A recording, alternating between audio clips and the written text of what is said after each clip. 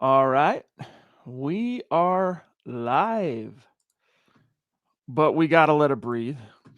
Hard to hard to know what to make of this one, right? It's kind of a head scratcher.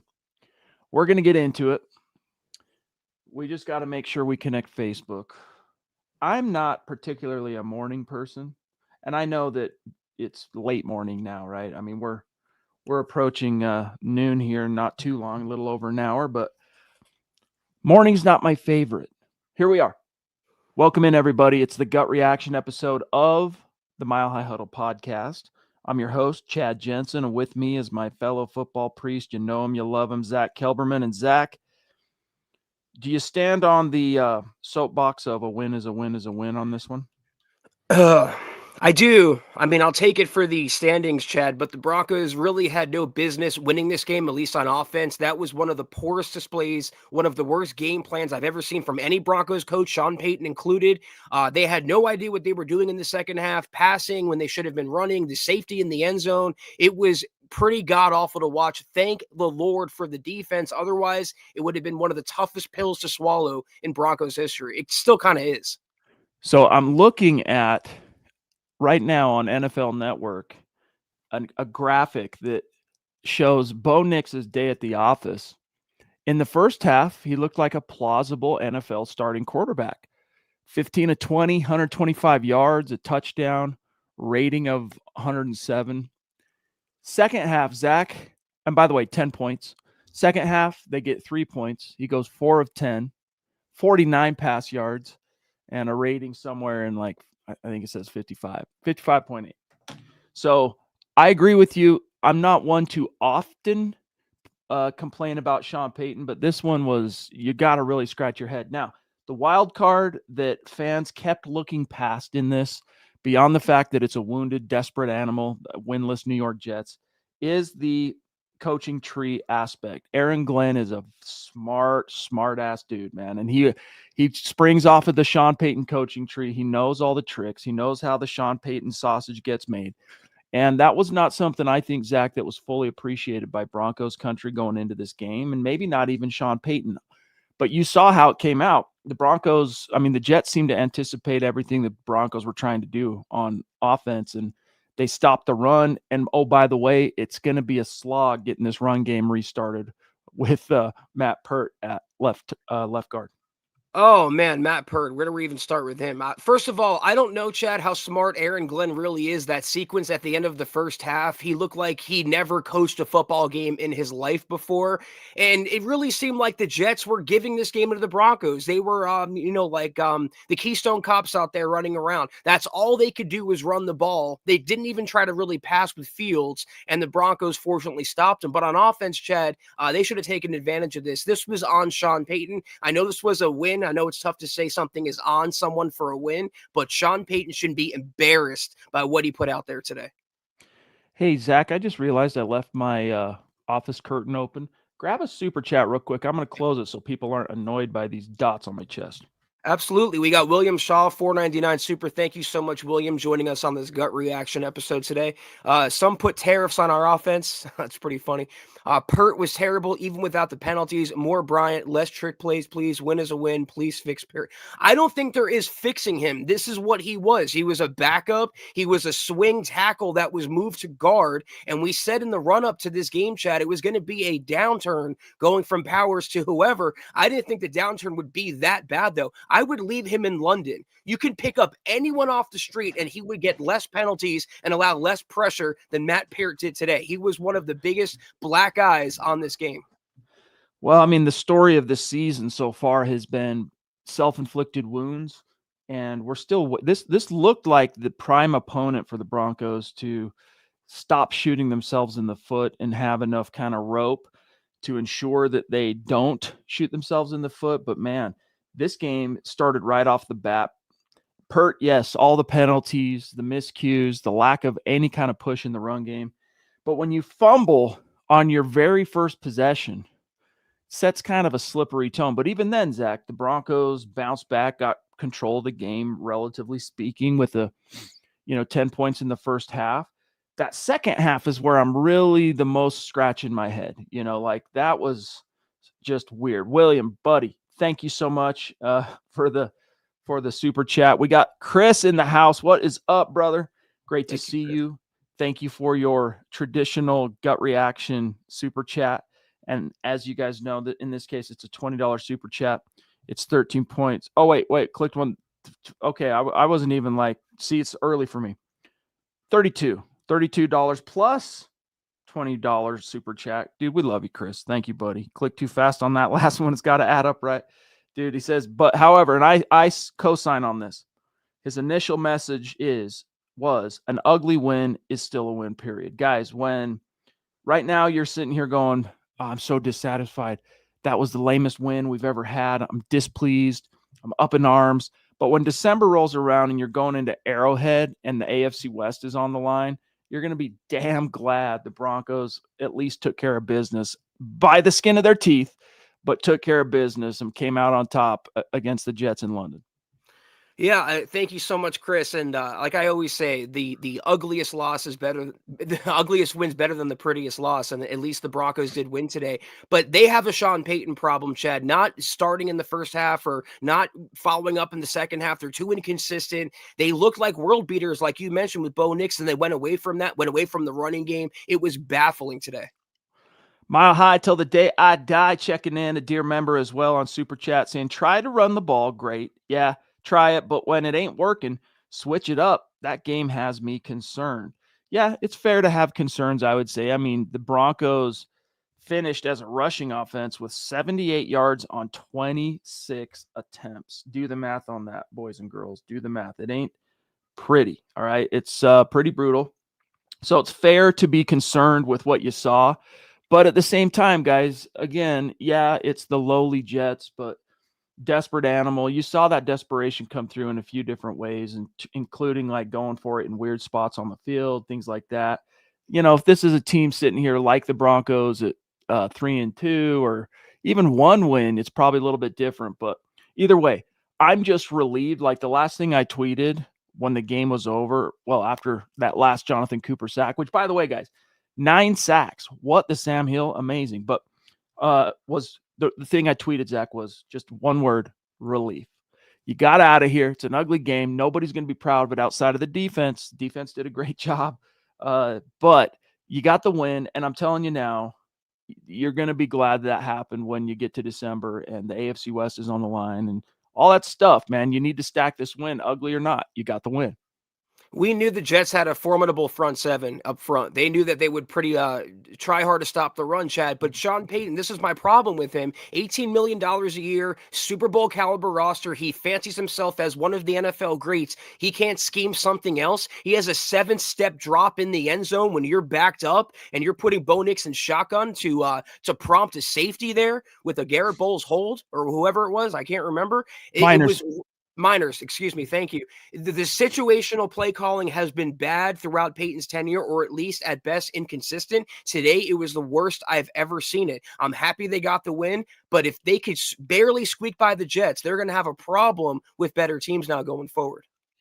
Well, and I mean, we've seen them against better teams, right? Like here's what I submit today, and this is a lasting message I want people to sit with you is sometimes it's just not your day. Sometimes things go, an opponent surprises you in more ways than one, or maybe you just got up on the wrong side of the bed, whatever it may be. Sometimes you need games like this to remind yourself like, hey man, nothing comes easy in the league, dude. Nothing comes easy. And the old axiom of any given Sunday. So I think this is a game that, as you said, I don't disagree with anything, Shawn Payton, all of it. But I think this is a game where we will see them learn from it. It will serve them moving forward. Duchess jumping in with a very generous super chat. And, the mood today, it's so weird. Not only the time of day that we're doing this, but like just the tone of that game. It's a win, but nevertheless, Duchess jumping in to say, I'm so tired of this anemic offense. Is it Bo? Go Dolphins.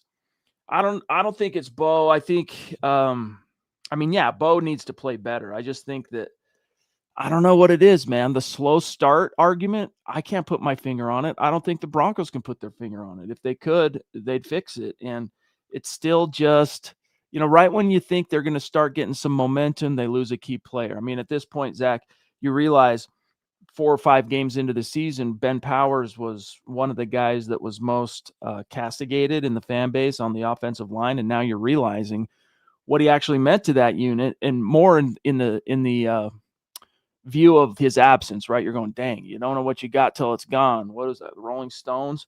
So that's a maxim too that holding true. Ben Powers, get well quick, homie.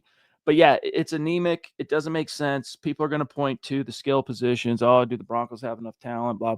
They do. I don't know what the heck is going on with these guys, Zach. And it just sucks that the one calling card they had going into this game, a run game starting to come alive, J.K. Dobbins, all that, massive step back, not only with the loss of Ben Powers, but against an opponent that was just like, no, we're not going to let you run the ball today. I mean, to your point, though, they played good teams earlier this season. They lost to 2 of them. They beat an Eagles team, sure, Chad, but they look like crap for 3 quarters. Let's not sugarcoat that. So we still really haven't seen a full 4-quarter effort against a good opponent. The Jets aren't a good opponent. I understand the game was in London. It's been a tough 2-week road trip. Like you said, the other team gets paid too. You have off days, but the play calling, the sequencing, I don't think that's an off day. He made Jaleel McLaughlin active for this game, Chad. Shawn Payton did, specifically to get him involved. It seemed like he was shoehorning him in for the sake of just shoehorning him in. The entire offense was undercut after the first quarter, and to me, that's a coaching problem. Ripty, his answer to Duchess on what the heck is going on with this offense is that it's Shawn Payton and his choice not only of play calls, but personnel. More Mims and Bryant, less Franklin. Yeah, Franklin, unfortunately, Zach, he's kind of failing to launch. Just when he gets a little bit of a purchase, he takes 1 step forward, then he takes 2 steps back. And Ripty, again, a win is a win is a win. However, I can't remember the last time I was this disappointed with the win. 9 sacks, Cooper, yeah. Exactly. I mean, again, guys, it's ugly. This is a cold reminder that the other team gets paid too, and that's not to excuse what you saw today, but you do have to keep things in perspective. This is the league, man, and Shawn Payton talked about it. I think it was actually Friday, his Friday presser, Zach, when it was asked about trap games and da. And his thing was, look, man, there's just so much talent in the league. The salary caps is the equalizer, and you just can't look past an opponent. It kind of feels like, though, that being said, Zach, as a collective, maybe it wasn't the message being handed down from Shawn Payton, but it felt like as a collective, they were definitely looking past the Jets a little bit today.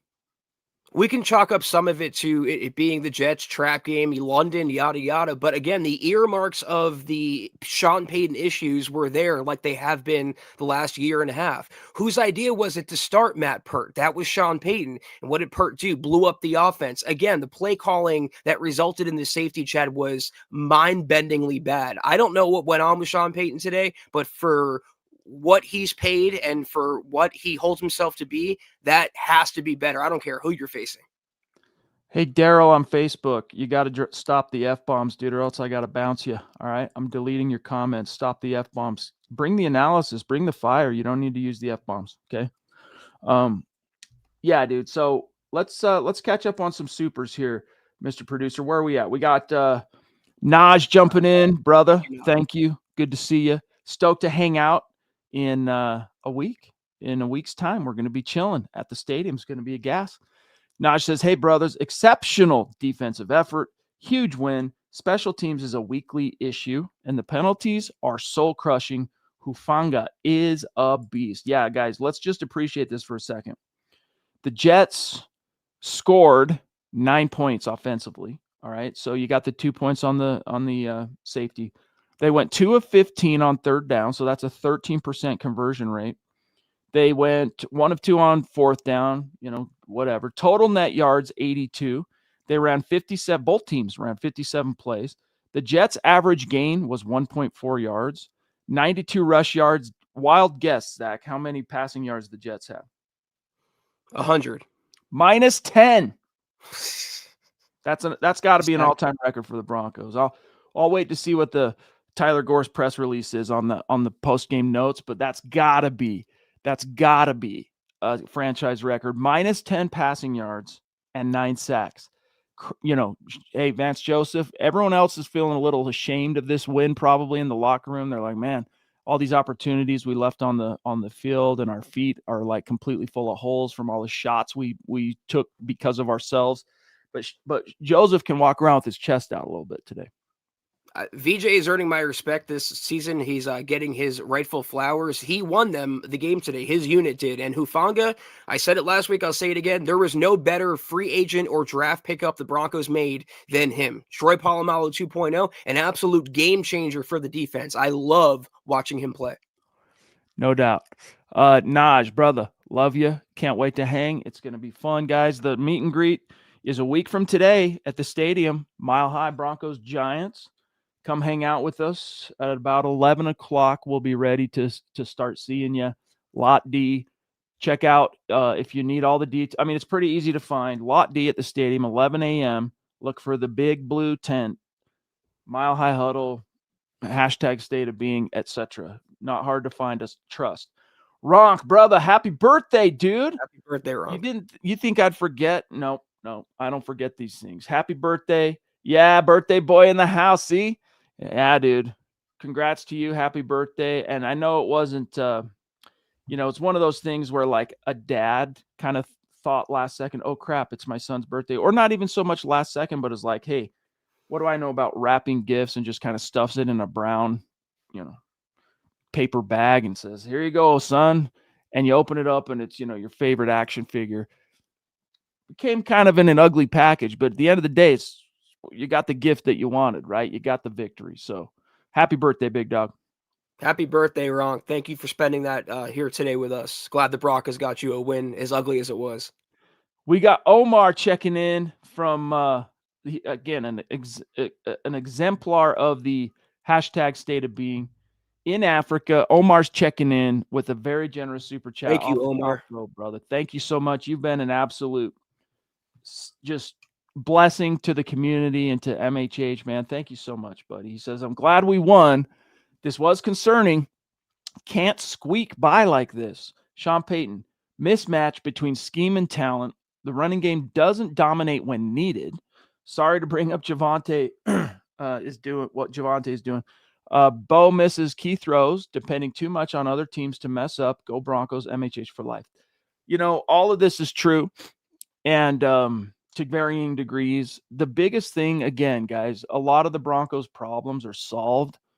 They can solve them themselves by being more disciplined, by being more poised, by ceasing Zach to shoot themselves in the foot. I mean, if you can just do that, boy, oh boy, you're going to set yourself up for a lot of success with how talented this team is, Zach, and then, of course, how experienced the coaching staff is.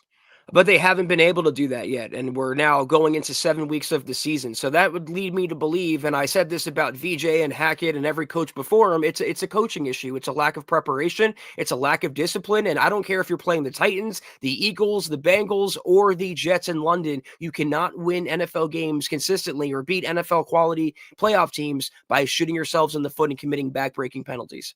Thank you, Omar. Omar, love you, big dog. Ren99, he's become a member. He answered the bell. Thank you, buddy. Really appreciate the support as a member. And then, of course, being the OG longtime Super Chat superstar that you are. Says that was an ugly win. Offense still looks horrible, but this is a game you need to win. And thanks to our defense, we pulled it off. Go Broncos, Denver Broncos for life. Thank you, Ren. Yeah, again, hats off to the defense, dude. 9 sacks. You hold, granted, it's the Jets. But honestly, Justin Fields had not been playing terrible ball. Garrett Wilson, the broadcast did a good job of illustrating how productive he's been despite the Jets' lack of success in the standings. Broncos held him to -10 passing yards. Now, a big reason for that is, of course, the fact that you sacked Fields 9 times and all that negative yardage. He actually finished, though, Zach, as a passer, 9 of 17 for 45 yards. So he only attempted 17 passes, but 45 yards. And the leading receiver for the Jets was Reynolds, 3 catches, 25 yards. Wilson held to 3 for 13, Zach. Every time I see Fields pass the football, I thank George Payton for taking Patrick Surtain over him. That's still the right decision. That will always be the right decision. He's a great runner, but he cannot read a defense to save his life.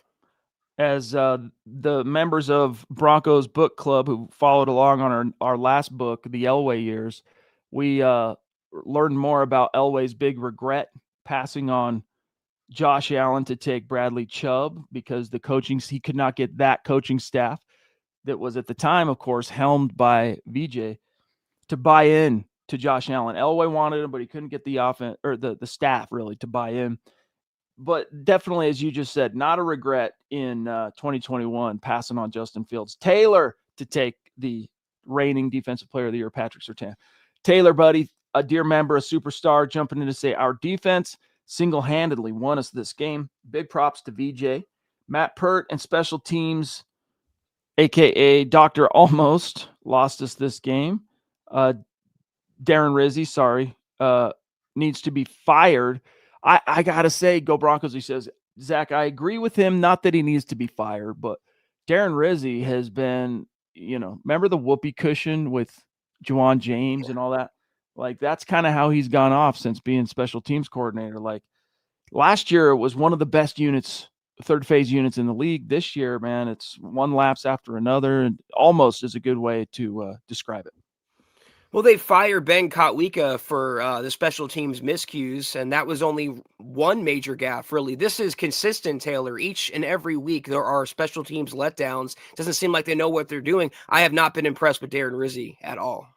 We have the Lady D checking in on Super Chat. Thank you so much, Deanna. It's great to see you. Really excited to meet you for the first time next week. It's going to be fun. She says, hi, everyone. This was so ugly, but a win is a win. Phil, we got lucky. Defense played great. Offense was awful. I agree with Zach. Payton's play calling stunk, but still happy for the win. Hashtag MHH for life. And with another very, very generous super chat. Thank you, Deanna. Deanna says, I'm so glad we won, but I feel we barely won. I love Jonathan Cooper. Went and ordered me his jersey. I'm packing this evening. Super excited. Happy birthday to the Ronk. She says, can't wait for this next week to hang out with everyone. See you soon. Hashtag MHH for life. Yes, indeed, Lady D. Safe travels. Can't wait to hang out. And I'll be in touch, as you know. So much love and respect. Thank you. Yeah, Deanna, thank you so much. And to your point, I don't know that there's a more underrated pass rusher in the NFL, more so than Jonathan Cooper, worth every single penny and then some. The Broncos have the best edge tandem in the NFL. It's very exciting. Thank you, Deanna, again. Kind of a bummer that Nick Bonito on that last sack, that both of his sacks he shared with Zach Allen. The second one, he had him dead to rights. He just beat the dude off the snap, had him. And as he's in the process of kind of taking him to the ground, Allen gets there. But because enough time had passed between him hitting him and beginning to take him down and Allen getting there, they split the sack, Allen Bonito. But if they hadn't split the sack, Nick Bonito would have become the first Broncos rush linebacker, I think, ever to have what would have been 4 consecutive games with 1.5 or more sacks, with multiple sacks. He ends up with 1, credited to him. But Cooper, to the Lady D's point, his day at the office, 2 sacks, 5 tackles, 3, 2 of which are solo. He was a beast, man. And the thing to me, Zach, that marks a truly elite pass rush is not just the consistency factor. Yes, that has to be there. But when the chips are down, situational, third down, red zone, end of game, this pass rush comes through in spades for the Broncos. And today it was a great combination of talent, of guys getting home, but Cooper definitely led the way today. The offense took a few steps back from the preseason where I thought they would be. They're far from championship contender, championship caliber. The defense is. It gives me shades of 2015. And I know that's lofty comparing any unit to Wade Phillips' unit. They were legendary, but 9 sacks, consistent pressure, the depoy in the back end with Patrick Surtain, they are just extremely fun to watch. Omar, again, big dog. Thank you, pal. Saying the defense really saved us. My bro and sis were at the game, and they said that the energy was great. Go Broncos, MHH for life. Yeah, I mean, it's supposed to be, if I'm the Jets, I'm kind of complaining because I'd rather have my home game at home. But nevertheless, there were a lot of Jets fans there. The UK showed up for the Jets and the Broncos. A lot of orange as well. I don't know, looked about split down the middle to me, Zach. So that's why it's like the Jets, it being a home game, really? I don't know. But I also think part of what you've seen is in the case of the Broncos, dating back till when they first started going across the pond for these games, they just never quite look right. I hate it when the Broncos got to play overseas, not because I don't want the Broncos country hashtag state of being people from around the world for that opportunity. It's just that something about the trip, something about the slog. I mean, Shawn Payton thought he had it down pat in terms of figured out the timing. You leave from the East Coast, you go, all that stuff. They don't have the excuse of the jet lag, all that. They'd been there for a week, but nevertheless, something about that trip, man, really takes a toll on at least the Broncos. Can I speak for every other team that goes across the pond? No, but traditionally for the Broncos, Zach, it's not been very advantageous.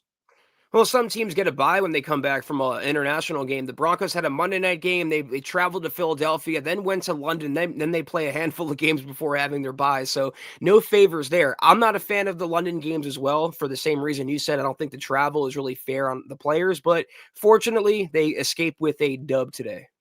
When we finally get to a point as a technological society where we can just beam people to another location, hey man, do it all over the world.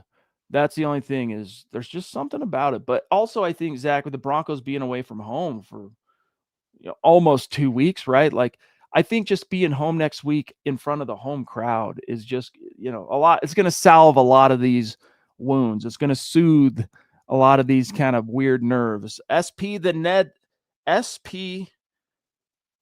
Ned Master.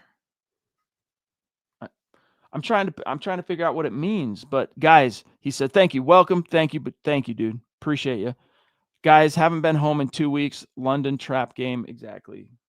Uh, exactly. Duchess again jumping in. Love you, Thank you, Michaela. Michaela. Next week's gonna be so fun. My brother-in-law and nephew give me a hard time about Bo. They say he's trash. They blame it all on Bo. So tired. Side. Nah, trust in Bo. I mean, look, we can't it's there's a word specifically for this situation, Zach, and it's inexplicable. It's hard to really put. Sometimes you can point to an obvious factor, an obvious reason for something. In this case, Bo's relative failure to launch in year two, really hard to figure out why. I don't know what it is, but in no way, shape, or form am I giving up on Bo Nix or um, it's time to write the book on Bo and say that he's a mid quarterback or that he's not going to live up to the lofty hope and expectations he created as a rookie. Still way too early for that. And, again, if the Broncos were losing all these games, like if they are inverted right now going into week 7 and it's 2-4, folks like your brother-in-law and your nephew, they'd have a little bit more of a leg to stand on. But it's so long, Zach, what I'm getting at here is it continues to translate to more wins than losses. I'm still confident Bo and Shawn Payton, they're going to get it figured out. I don't know what exactly the issue is. I'd be lying to you if I tried to just make one up, but it's a combination of things. Well, I feel like we've been pretty impartial about Bo Nix and how he's performed this season. When he's made good throws, we've complimented him, and when he's missed throws or made bad throws, we've critiqued him. I don't see really what Bo Nix did wrong today. He wasn't helped out by a supporting cast, the receivers, or the offensive line at times, and most of all, the play calling, the coaching on Shawn Payton's behalf. If they would have lost this game, I would have not put it at all on Bo Nix, and I don't think he did anything in this game that should have lost the Broncos the game either. He's not the issue, Michaela, but thank you so much for your generosity. So he finished today a very pedestrian stat line, 19 of 30, 174 yards and a touchdown, quarterback rating of 90. If you look at the receiving production, Evan Ingram led the way today. 6 targets, caught 5 of them for 42 yards, and a couple of them were big catches for the team in terms of situational, moving the chains. He had a long of 26. Adkins, of course, got the touchdown, 2 catches, 23 yards, caught both of his targets. Pat Bryant, 2 for 22. RJ Harvey, 4 for 21. Things just aren't opening up yet for Harvey in the receiving game, but he's catching his passes, 4 for 4. Caught all 4 of his targets. Franklin, I think, is where the team, he led his team down today. Sutton, Zach, another game of only 1 catch. That happened. What game was that? It was week 3 or week 4. Either way, he bounced back from that with aplomb, and I would expect that again next week. The last thing I want to mention on the last thing I want to mention on this, Zach, is the Broncos finally decide, why, I don't know, but they decide to dress Jaleel McLaughlin. How do you feel like that panned out today instead of Tyler Bidet? Yeah, I mentioned it earlier. And Jack, thank you so much. It just seemed like they were trying to catch the Jets by surprise, or force McLaughlin into the game plan when, you know what, Bidet is what he is. He was a better screen catcher than what I saw from McLaughlin today. I don't know that I would have fixed what wasn't broken with the Broncos rushing attack, Chad, but that is Shawn Payton. He thinks he could do whatever, whenever, and he'll get away with it because he knows better. It showed today that he quite literally did not. I'm going, wait a minute, Jaleel, you had Jack, dude, you're the man. Zebo, OG, down in Australia. He's a dear member. He's throwing down a massive super. Broncos D is simply amazing. Hey, to me, a win's a win. And 4-2 is better than 3-3. Exactly. I'm not going to lie to you. In the fourth quarter, I started coming to terms with this being a 3-3, exiting London 3-3. Yep. I really did. I was like, well, it's the way this one's going. And then they got that one drive, and the defense then held up. But nevertheless, they're not 3-3. They're 4-2. Again, you guys are going to be glad that you're not going to be worried about the style points 6 weeks from now when that win ends up being a huge factor in terms of who comes out on top in the AFC West. But yeah, Broncos defense is simply amazing. They smothered utterly the Jets today, gave up only 9 points on defense. But the Jaleel McLaughlin thing, I want to stick to it for just a second here, because this is the guy that has worked his tail off, Zach, the past 2 years to really become a pass-catching weapon. Got the jugs machine at home. I felt for him. He gets his one opportunity. He was about to get blown up anyways, but nevertheless, he gets that one screen and he drops it. It's like, come on, dude. You've been waiting for your opportunity. You're 5 weeks. You sat on the sideline in casual clothes. You finally get your opportunity to dress. You get 2 touches, 1 carry, 0 yards, 1 target that you drop. Unfortunate for McLaughlin, but now I'll be surprised if he dresses again this season, honestly. But then again, going back to Shawn Payton, because it was so bad, he'll probably want to give him an opportunity to redeem himself. Or they might trade him. It could have been a showcase for a trade. There's supposed to be a lot of deals that are going to happen before the deadline, and maybe McLaughlin is one of them. But I mean, offensively, these 2 quarterbacks barely combined for over 200 yards passing, barely, like skin of their teeth. So Nate Dizzle, brother, great to see you. Thank you for being the awesome member that you are. He says, when I hit a terrible driver and it rolls 200 yards on the ground, I always say, well, that was ugly, but I'll take it. Thank God we pulled it out. Exactly. Again, the win's a win. It's style points. The Broncos are in a new position now after last season, Zach, where they are being judged on style points. The Tennessee win was ugly. This win is ugly, but it's a win, and it's going to serve them in the standings. Colin, brother, thank you. Rocking the PRS in the profile pic, and a dear member. Worst win ever. Pathetic.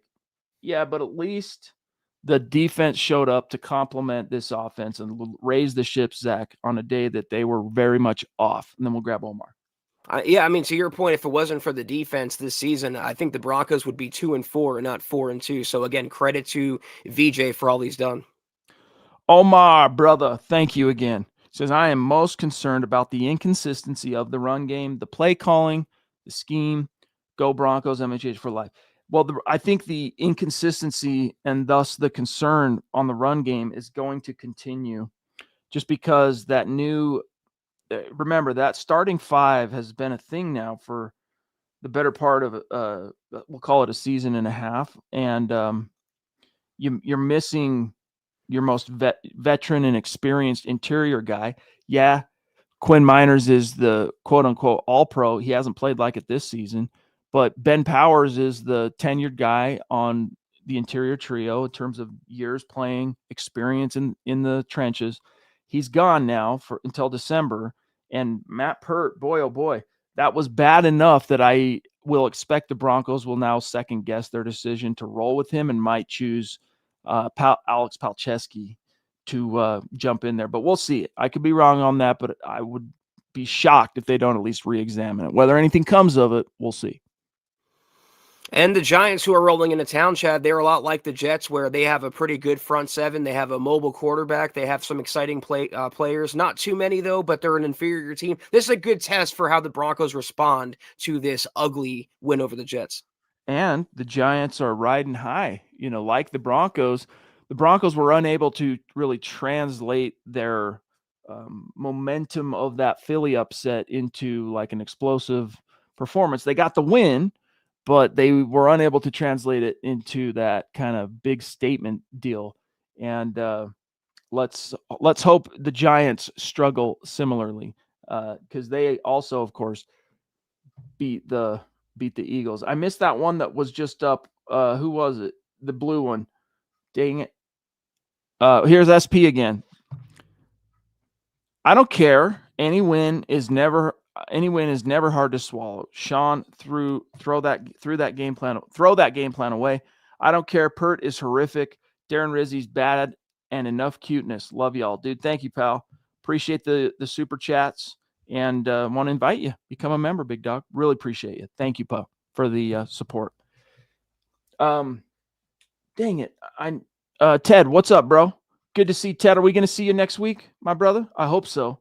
And Unreal, he says on Super Chat, 13-11. I can't stop laughing at that score, but a win is a win. You're right. That's a weird score. 4-2 is 4-2, whether it's 13-11 or 53-11. Let's go. See you guys next week at the meetup. Hashtag MHH for life. Let's go Broncos. Sick, dude. Stoked to see you. Stoked to hang out. Yeah, I mean, a win's a win. Let's take it. Let's not be too overly anxious about the style points and consider some of the outlying factors leading into this, not just the trip, Zach, and being across the pond, but again, a desperate, voraciously hungry, starving Jets opponent, a guy that was groomed under Shawn Payton as his player and then an assistant. There were a lot of factors circling around this thing that contributed to it. But even then, Zach, if you don't shoot yourself in the foot by fumbling on the opening possession, if you don't have however many penalties, especially on offense, we'd be probably singing a different tune here. It reminded me a lot of the 2022 Colts-Broncos game. Very ugly, the Thursday night game with Russ. Fortunately, the Broncos pulled this one out. No doubt. Where are we at? We're doing good on time. 37 minutes. We got the MBLEX test prep. A dear, crucial member of our community throwing down a super to say, today I learned you could catch a ball, hold on to it forever, stand completely still, and as long as you don't take another step, you can't fumble. I thought that was a fumble, bro. I did. I'm with you. I know. I don't know, man. I don't know. I had to disagree even with the replay. What did you think, Zach? I was shocked that it was overturned, Chad. Absolutely shocked. Sarcasm. Meanwhile, the 2024 quarterback class going off. You got Drake May putting up some numbers today. There he is, a member. Thank you, bro. Thank you, you answered the bell. We got the Lady D Deanna. also gifting 10 MHH memberships in the chat because she is just a legend. We love you. Thank you so much, Lady D. Your support means the world to us, and I'm sure those 10 folks in the chat are stoked. I see Camden became a member as well. Dude, OG Super Chat, superstar, becoming a member. Love it, dude. Thank you, pal. Jess, that was no good. I'm embarrassed. Crying emoji. Still a win, though. Thumbs up. Amen. Amen. Win's a win. Camden, a new member and an OG superstar, jumping in on Super Chat to say the Broncos should be glad they have the best defense in football because the offense really looked bad, and I don't know how they can fix it. They just got to keep plugging away. Shawn Payton, look, the offense, the run game, it's going to take a little bit of a step back with Powers being out. They can overcome that and get back their footing eventually, but really this comes down to what is going on with the passing game. I mean, even if you look at Bo Nix's Zach performance on the season going into this game, I mean, he was averaging, I'm guessing Pro Football Reference doesn't have this game up yet, which, right, they don't. So before this game, Zach, he was 5 games in, 1103 divided by 5. He's averaging 220 passing yards per game. You extrapolate that over a 17-game season, He's basically about where he was at last season in terms of passing yardage, the pace that he's on. But he's got a healthy touchdown to interception ratio, even though it's more interceptions than you'd like to see. 8 touchdowns, divide that by 5, and then times that by 17. He's on pace for 27 touchdowns, through 1 today. So it's just something disjointed about it. Cortland Sutton has been the only thing to write home about in terms of receivers. Evan Ingram, though, is starting to kind of build up a little bit of a head of steam. We'll call it a modest head of steam. The decision to really err on the side of Troy Franklin making that big year 2 jump, it looked like he was going to, right? Like, looked like the Broncos were 100% on the money with how he played in the preseason and training camp. But man, he has been a big whimper thus far. So you got to start thinking about, how much of that is the problem? How much does Bo actually trust him? Like, yeah, they have all that experience going back to Oregon and whatnot together. There's a chemistry and an understanding, but is there a trust? And I don't think there is. Not on the level that you would hope and expect with this being their 4th year playing together.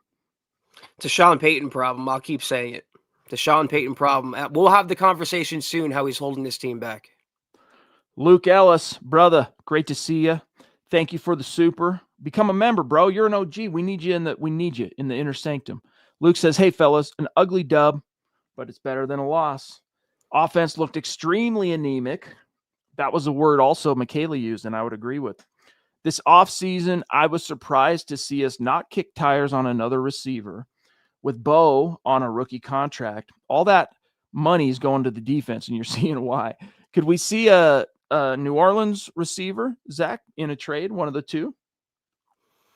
I don't know. I don't know that you can support another mouth to feed right now, Luke, and thank you for the super. Shaheed is a speed demon, but you have that with Troy Franklin and Marvin Mims. It seems like Shawn Payton forgets that Mims is even on the offense at times. When he uses them, he's pretty effective. Olave is a good possession receiver, but you have him already in Cortland Sutton. You drafted Pat Bryant. I hope for Olave's sake he goes to a contender, but this is not a move I see the Broncos making, Luke. Keep in mind, too, guys, that the Broncos this season were still carrying $32 million dead on Russ. So that factored into the arithmetic, Luke, in terms of what they opted to do in the offseason. But, Zach, you had the story for us. They're going to be taking a look at a former first-round receiver when they get back to Denver real quick, and then we'll grab Adventure Soldier because some folks might not have seen that story. Yeah, Treylon Burks, a couple years ago, he was a first-round pick of the Titans. He washed out there extraordinarily and hasn't done much since. He had a fractured collarbone earlier this year. He's healthy now. He was waived, and the Broncos are going to bring him in for a workout when they get back from London. Guys, YouTube right now, everybody that's with us, take a quick second and smash the like button. We need it. We need you. It's going to be that's how we climb up in the algorithm on a daily basis. We need the likes. The engagement in the chat is huge. That makes a big difference. But smash that like button because that's the other part of the equation here. Adventure Soldier, a dear member. We love you, buddy. Broskies, that was super frustrating to watch. Our defense showed up, and if not, we would have headed home embarrassed. Yeah, I mean, they're embarrassed enough already, but it would have been a straight humiliation, Zach, to come out of that as victim to a winless Jets team. Oof, I shudder to think. But I actually, again, as I mentioned earlier, I was coming to terms with it. Seriously, 4th quarter, I was like, well, I got to start forming my thoughts here on how I'm going to posture this on the post-game show because I got to have some answers. Thankfully, they found a way, Zach. Yeah, Fox Family Breaks, thank you so much. 999 Super, faithful member of the podcast. Happy with the win. Geez, Peart is killing. Big drive potential, 9 sacks, though. Agree with everything you said there. I'm happy the Broncos won. Matt Peart needs to be replaced, and that defense is beyond dominant now. They are championship caliber. It was enough, Fox. It was enough. Or maybe I'll call you FFB. I don't know. FFB, Fox. It was bad enough from Peart that if I'm Shawn Payton, I'm really rethinking my decision because, yes, it's a lot to ask Palczewski to go from being the right side guy to now take all your technique and convert it onto the left side. And not only that, but play it inside. And look, you can look at it like this too. Alpal is the guy at left guard. And you know what? If there's an injury to McGlinchey, then we have to play Peart. But I would rather see Throckmorton than Peart again. At least Throckmorton's a dedicated career guard. I'd rather see him than Peart. Peart's a tackle, dude. Peart's a tackle, and he obviously was a fish out of water today. Like, all the penalties, like, bro, that was bad, Zach. David Youngkin, we have one ugly game a year. I would say this is ugly game number 2, by the way. Don't forget that Titans win. Everyone was quite dissatisfied with that victory as well. But David says we have one ugly game a year, and this is getting stupid. Play calling is killing us. Penalties are from coaching. Yeah, the play calling is weird. I still am not going to stand here and say, Shawn Payton sucks as a play caller. I think this was a game plan that sucked. I think his play calling rhythm and the plan for this Jets defense, it was the wrong one. It didn't work. They were out of rhythm all game long. They had one drive, really. I mean, they had a couple scoring drives, but one touchdown drive, Zach, and it's got to be better from Shawn Payton. Yeah, the sequencing, the long play calls, which contributed to a delay of game that he owned up to last week, Chad. The formation, the personnel groupings, the substitutions, it has to be more efficient. And also, most importantly, the play calls have to be on point. Sorry, my keyboard wasn't working there. Krilly, Manili, what's up, dude? Thank you for being a member. Thank you for the super chat. Celebrating mine and my sister's birthdays today, and Ronk. Hers was yesterday, the 11th. It was also my daughter's birthday is the 11th. Mine is tomorrow, the 13th. Gotta love synchronicities with that score. That's And cool. whoa, dude, you just blew Cool. my mind, Krilly. Yo, the universe is speaking to thee for sure, dude. Thank you for the message and happy birthday tomorrow. Happy birthday to both of you. Yeah, the football gods. It was written in the stars the Broncos were destined to win this game. Miss for Jay becoming a member now for a month. So rad, dude. Thank you for the super chat. You're awesome. It's also been cool to interact with you on X, by the way. So keep it coming. The conversation continues every day after these streams on X. So connect with us over there, guys. Ossendorf, mailman in the house with a generous super. Another dear member to say an ugly win, but a win is a win. See you next week at the meet and greet. Let's go. Go Broncos. Can't wait, guys. Tomorrow will be next week, I should say, will be a cleansing experience. Not only are we going to get the hang, but the meet and greet is 3-1 all time. All right. And it's the Giants. Tino, hey, we are so predictable. And we were so predictable in the second half. Yeah, that was a big part of it. Shawn Payton just wasn't feeling it today, dude. I think a big part of it is that Aaron Glenn, he knows what he's doing against Shawn Payton, but still, Payton, dude, you got to look yourself in the mirror on this one today and go, whoa, what the heck was I thinking? What am I doing wrong? It's hard to fault Bo Nix's inability, Zach, to get into a rhythm when you're getting that kind of game plan and that kind of play calling. Even the first 15, although might have been a completely different affair if Troy Franklin doesn't fumble. But that first 15 even, which Payton is legendary for, not so good. I don't fault anyone, not even Matt Peart, because it was Shawn Payton who started him. The buck starts and stops with Shawn Payton, the head coach. David, again, brother, thank you. Saying now we need the Chargers and Chiefs to lose. Very true. David T, what's up, dude? Good to see you. Says, I'm out of ICU Monday. Yay. Yes, dude, that's awesome. He wants to know, do you think we will see more of Bryant? Because he was great out there. He was great, except once again, he had a boneheaded freaking penalty. A little false start. But, Zach, Pat Bryant caught both of his targets for 22 yards, while Troy Franklin struggled, lost a fumble. He did have one big play, but it got called back, unfortunately. Do you think the Broncos start seriously contemplating the rotation at wide receiver too? Like, do you think Troy Franklin starts seeing whether it's a Bryant, whether it's a Mims, someone eating out of his bowl? Honestly, it's going to sound petty on my part, but no, only because Shawn Payton predicted an ascension for Troy Franklin in year 2, and he's going to stick to that and make that happen. Same way he force-fed Jaleel McLaughlin today. I hope for Franklin and the Broncos' sake that Troy can get it together because he's still way too inconsistent to be the wide receiver 2. David, you've been through a lot, big dog, and we're really happy to hear that you're getting out of the ICU. That's great news, buddy. SP, again, I think this was a high off of the Eagles and being in London, I think this will wake them up and be like, wow, what the hell am I doing? I hope so, buddy. I hope so. I do think that's why I'm not reading too much into this the ugly nature of this loss, because there were so many weird factors, like a lot of outliers. Colin again, brother. Did we rehire Tom McMahon and not realize it? LOL. Tom McMahon, one of Zach's favorite Broncos coach alums.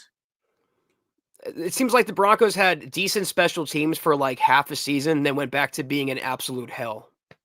Tough scene. So weird. Mile high till the day I die, brother. Thank you again. Saying it was Bulls with the safety. Well, it was credited to Miners. Was it Bulls? I'm going back to it. Here it is. No, I'll find it. I'll find it here in a second. But I thought it was Bulls too, till I read on the the official play thing that it was Miners. But maybe it was wrong, Zach. It doesn't matter. The play call there was ridiculous. Shotgun in the end zone. Run the ball, Shawn. Like, wow. So here is the description from NFL Game Stats. All right. Penalty on Quinn Miners, offensive holding 3 yards and forcing the end zone safety. Maybe it was Bulls and they just mislabeled it. I don't know. But William Shaw, the second they stopped going to Ingram. Yeah. Well, hey, dude, Ingram finished as the leader in receiving today for the Broncos, and that's 2 games in a row. Here's where I'm encouraged. 2 games in a row where he's getting more and more involved in the flow, more and more to where Bo Nix is looking to him in, his reads and his progressions. So I'm encouraged by that. We've yet to see him really go gangbusters, but he made a huge play for the Broncos in that Philly game with that extra effort to get the touchdown. So Magazining. Longtime listener of the show. We can't continue to play like this and expect to beat elite teams. We need to fix this now. Happy for the dub, though. Hey, brother, thank you for 2 super chats and for being a longtime listener. Dude, it doesn't always have to be on super chat, brother, but continue to make your voice heard. All right? Contribute to the conversation like you've done today. We really appreciate you, big dog. Thank you. Yep. Thank you so much. Missed for Jay jumping in. Was Bo really short on that play? I didn't agree with that. Franklin's fumble looked like the Jets later in the game. Ours was a fumble. Theirs wasn't. Actually, that's a really good point. They were very similar, Zach. How do you make sense of that, or is it even possible? I make sense of it like that's how officiating goes in the NFL. Sometimes you get the call and sometimes you don't. It just seems like the Broncos really never do. And that's why I was laying on the sarcasm pretty thick when I said I was shocked that it was overturned, because I'm really not. Yeah, but definitely not ideal. And Troy Franklin, man, again, he's so far this season, he has exemplified the 1 step forward, 2 steps back thing. So I wonder, Jonathan Ward jumping in. Dude, good to see you, pal. Become a member. We need you in the inner sanctum, bro. Number 1 defense, number 1 in the AFC West. That's right. That's why, guys, what matters is you won. To the previous point from Magazining, and by the way, the Dolphins are up right now, Zach, 7-3 on the Chargers. So there is that. But this, I got to find the super chat again from Magazine. And I just lost my train of thought. But nevertheless, I'll find it. Either way, we're going to be glad, Zach, that you got the win because, dude, the AFC West, I know what I was going to say. He talked about how we need to be better against elite teams. This was something I'll echo Nick, who he talked about this in one of his articles earlier this week. There aren't the huge juggernauts this season for whatever reason. Baltimore, because of the injury thing, has they're in the toilet. You're not seeing juggernaut status from the Bills. You're not seeing the Chiefs being a juggernaut. Like, this really is laying up for a situation, Zach, where the Broncos, as imperfect as they are, make some headway in the AFC and especially the AFC West. Even the Chargers, like, they were looking like they might possibly be on to juggernaut status, even coming out on top in that close win over the Broncos, but it's not looking so good since then. Adventure Soldier, a 9 for our defense. I'm off to church, broskies. Can't stay until the end. Thanks for being a good community to be around. Love from Oregon. Good for you, buddy. Good for you. Enjoy your time at church today. And 9 sacks today, Zach. Yeah, incredible. Thank you so much. Jordan Maul in the hizzy, a member, saying thank you for the membership. Someone, probably Lady D today. Yeah. So thank you, buddy, for the super chat. Appreciate you. Thanking Lady D.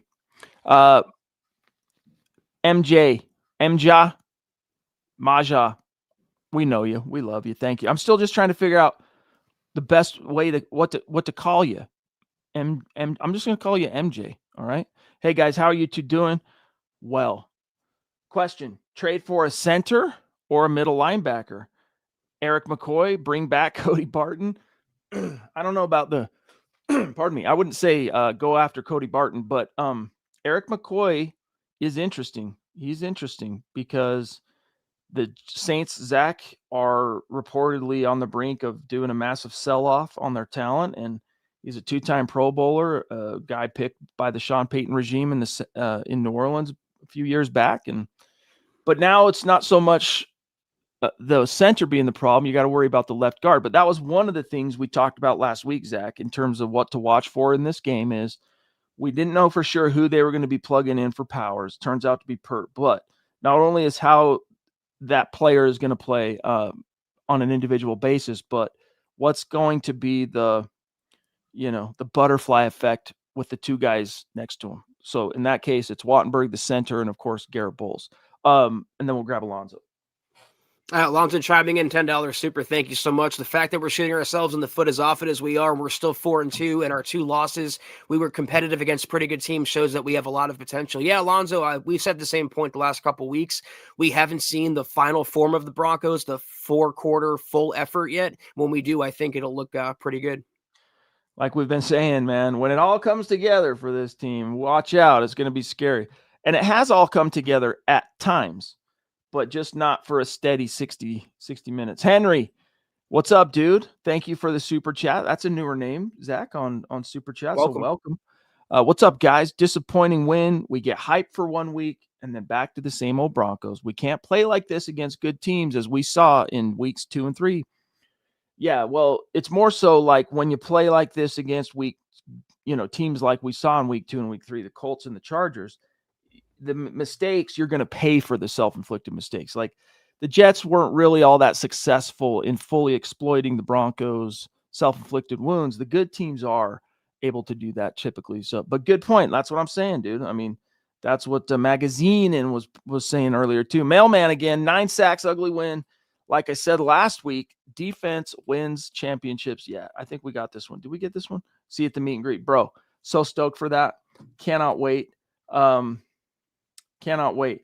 Let's grab this one real quick. Boise Man, not a pretty win. Let Bo rip it. This play calling puts me to sleep. Hashtag MHH for life. It's kind of like Zach, OG Boise Man, been with us since as long as I can remember us doing the live show. Thank you, buddy. I'm running out of ways to describe the mediocrity on offense. At this point, I wonder how much of a disservice Shawn Payton's doing to Bo Nix. And we brought up Drew Lock a couple weeks ago. I forget the context, but I'm going to wonder at some point, just like I did with Drew Lock, how much better Bo Nix could be if in a different offense. Not quite there yet, but this play calling pushed me closer to that edge. It was that bad today. That's when we're in the 2 losses back to back, and we were talking about how everything just seems to come so hard. Everything is like dearly purchased. It's not a guy out there that's looking like it's coming easy, coming quick. That was the Drew Lock thread that reminded us relative to Bo this year to some of the Drew struggles of the past. But a big part of it too, I think here, guys, as we hit the 1 hour point, we're about out of time, is Shawn Payton being so committed in 2025. Like his goal is to, man, I'm staying on this run game thing. Because he would lose sight of it last year, and it would oftentimes come at a cost for the Broncos. And he's writing it in Sharpie on his play call sheet in game and stuff. And it's like this season, he's like, no, I'm sticking to it. I'm not letting go. And there have been times where it's like, thank God they needed that run game, dude. Like today, it was like there's a few points where it's like, man, I think it's time to throw the baby out with the bathwater, actually, and just go back to Bo, let him throw it around a little bit. Supermax says, Blake, a Supermax defense, you go in, you're not getting out. Florence, Colorado prison. Amen, brother. Yeah, locked down for 23 and a half hours a day. That's a pretty apt comparison there. Thank you. George Fox, the play calling sucked, but we'll take the win. Broncos for life. My MHH for life. Hit the thumbs up. Thank you, George. Thank you, guys. Well, listen, Kevin, we gotta talk about what's on Kevin's mind. I'm convinced Shawn Payton needs to give up play calling. It's never gonna happen. I shouldn't use an absolute. It's not gonna happen. It's not gonna happen. Never is an absolute. And I try not to use him when I can, but there's just too much experience, too much expertise, too much ego, but he would be wise to let the other guys chip in here and there. And too much job security as well. Yes. No doubt. Kevin, buddy, thank you, pal. All right, guys, there's a few more we're going to grab right now, like Quinton Caldwell. Brother, thank you. Great to see one of our dear members, OG superstars. Is it possible Shawn's taking it easy with the offense? Feels like they're trying to preserve themselves for the latter part of the season. I don't know. Could be an explanation. Not saying that it is. Again, we're in this like inexplicable zone where you can't quite put your finger on what's eating Gilbert Grape. That'd be quite the strategy, is look as bad as you can on offense to save yourself for later in the season. I don't know, because they look good in the first half, Quinton, and look like crap in the second half. They look crap in the first half and look good in the second half. They're just so inconsistent. I don't know another word to describe them, and they have to put it all together. That has been the theme, honestly, not to minimize Peyton too much here, but the post Super Bowl 50 era, that has been one of the hallmarks of these different teams, is the good in the first, bad in the second, or vice versa. And it's been an especially dominant marker of the Shawn Payton era so far. That's got to change soon because, dude, you've got the horses. Like, what's going on here? You've got the quarterback, a guy who even today, the broadcast talking about how much Shawn Payton's telling him in the meetings he's a future superstar and da-da-da. You got the horses to go out there and play for 60 minutes and do well, but you're not. So what is it? The coaching is ultimately where the buck stops. Riptide, if you said 4-2 in the preseason at this point, I'd be happy. Exactly. Bo has some serious velocity. Yeah, Bo's arm strength, guys, all that stuff that was made about that pre-draft, it was such a joke. I hate, says Riptide, the overseas games and the camera angles. What are we doing? Yeah, it's always a little different. Yeah, buddy. Watch the Chargers lose. We're out of here. We got to cover all the post-game stuff. Before we leave, though, we got a few messages for you, and then we'll take one last look at the chat. Thank you for those supers, Riptide. Tremendous episode, as always, of the Mile High Huddle podcast. If you're not doing so, please follow us on X at the MHH Pod. You can follow the main account on X at Mile High Huddle. Chad at Chad and Jensen, myself at Kelberman NFL, and Scott, our producer, at Scout Kennedy. If you guys want some merch like we're rocking each and every single podcast, check out MHHmerch.com and get you some. If you haven't done so yet, please drop us a like at Facebook.com/Mile High Huddle Pod. You can find us on Instagram at Mile_High_Huddle. If you're listening on Spotify or Apple Podcasts, make sure you're leaving your football priest a 5-star review for a chance to win some merch each and every single month. But if anything, y'all, please, very important that you subscribe, you like, you share this video and every video you see on the MHH channel. It really helps us grow and reach more Broncos fans just like you. Yeah, guys, last message here as we take stock, okay? Like Riptide said, you're sitting here in August. If a little football fairy were to come down and say, I'm giving you a glimpse of the future, and entering week 7, the Broncos are going to be 4-2, would you take it? You might ask, well, which 2 did we drop? But you're going to take it. So this team is above 500, Zach, by 2 games. They're still in this stretch of opponents that is the most crucial in terms of really building up some padding and a head of steam for what waits down the stretch, right? Especially relative to division and conference. So it was ugly, but the Broncos did take care of business. The defense answered for an offense in the second half that just couldn't get out of its own way, couldn't figure things out. That's what you call complimentary football. And if you take comfort in nothing else other than the fact that it's a win, take comfort in that's been one of the themes this season, is like when the defense has had its struggles, the offense has answered. More so what we've seen, though, is when the offense has struggled, the defense is answering. Obviously, Shawn Payton and company have some deep questions to get answered and figured out here, Zach. But at the end of the day, guys, you're going to be glad. Forget the style points. Broncos, yeah, maybe they got lucky by coming out on top there with how bad they played in the second half offensively, but they got the win. Now they're coming home. They haven't been home for what seems like forever now, and they get to face the Giants, and MHH is going to be there in full force. So it's going to be fun. It's going to be awesome. So keep your chin up.